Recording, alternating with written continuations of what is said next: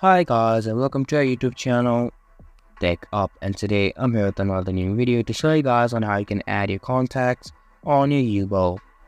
To do so, first of all, go into your Yubo.